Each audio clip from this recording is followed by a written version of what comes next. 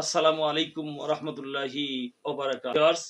আমি এখন আলোচনা করব দুই অলস ও এক কুকুর। আল্লাহর নির্দেশ, তাই সাংসারিক কাজগুলো করছি।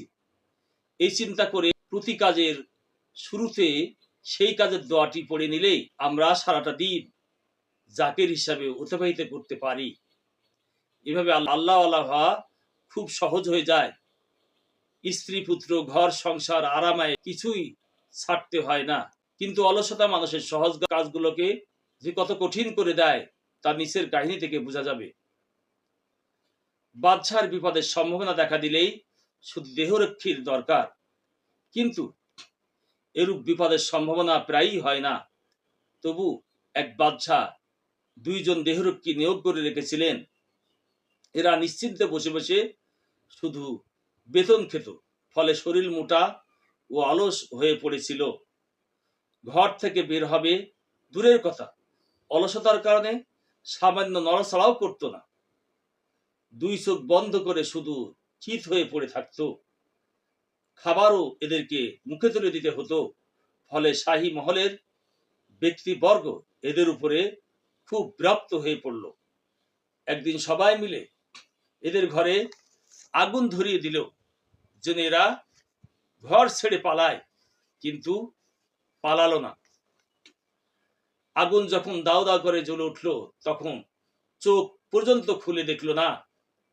জ্বলে পুড়ে মরবে ভেবে লোকজন আবার এই মোটা দুইটিকে অতি কষ্টে টেনে ছেঁচড়ে ঘরের বাহিরে এনে রাখলো। আর সম্ভব নয় এদের সেবা যত্ন করা। দূরে এক বনে নিয়ে রেখে আসলো। এই বিরাট বনে দেখাশোনা করার মতো আর কেউ থাকলো না। স্ত্রী হলো একজন শয়ন করবে, দ্বিতীয় জন তাকে পাহারা দেবে। পরের দিন দ্বিতীয় জন শয়ন করবে, প্রথম জন তার খেদমত করবে। এইভাবে পালাক্রমে দেখাশোনার কাজ চলতে লাগলো। একদিন এই দুই সৈনিক ঘোড়ায় চড়ে এদের পাশ দিয়ে যাচ্ছিল। যে লোকটি শয়নরত ছিল সে তাকে ডাকলো, এই সৈনিক ভাই, একটু এদিকে এসে তো। সৈনিক কাছে গিয়ে বলল, কি হয়েছে? বলল, আমার বুকের উপরে যে বরুইটি রয়েছে একটু আমার মুখে তুলে দাও তো। সৈনিক বলল, বেটা কমবক্স, আমি ঘোড়া থেকে নেমে তোর মুখে বড়ুই দিতে যাব? তুই নিজ হাতে মুখে গুজে নিতে পারছিস না? বলল, এখন কে যাবে জনাব হাত নেড়ে বড়ুই ধরতে?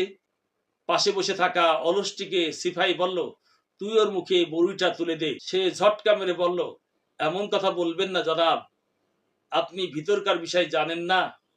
গতকাল আমার শয়ন করে থাকার পালা ছিল, আর সে তখন বসেছিল।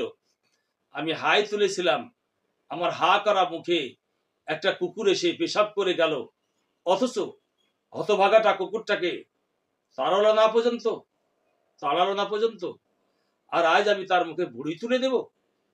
এই কাহিনীটি লক্ষ্য করুন, কত সহজ কাজটিকে অলসতার কারণে কঠিন করে রেখেছে এরা। আর আমরা যে কত সহজে আল্লাহওয়ালা হয়ে যেতে পারি তা একবার চিন্তাও করি না। এলেম ও আমল, পৃষ্ঠা 641।